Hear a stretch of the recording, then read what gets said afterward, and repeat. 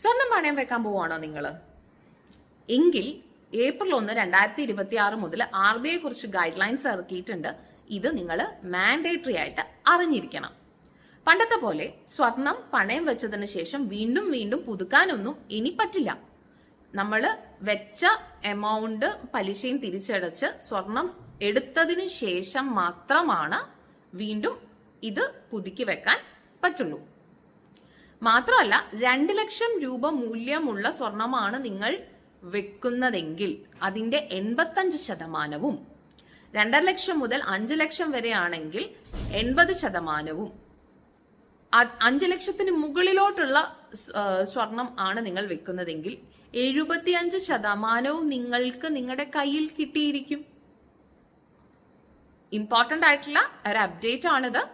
മാത്രമല്ല നമ്മൾ സ്വർണം പണയം വെച്ച് തിരിച്ചെടുക്കാൻ ചെന്നതിന് ശേഷം പൈസ എല്ലാം അടച്ചതിന് ശേഷം 7 ദിവസത്തിനുള്ളിൽ നമ്മുടെ സ്വർണം നമുക്ക് തിരിച്ചു തരണം. ഇല്ലെങ്കിൽ ഒരു ദിവസം 5000 രൂപ വെച്ച് നമുക്ക് ഫൈൻ തരേണ്ടി വരും.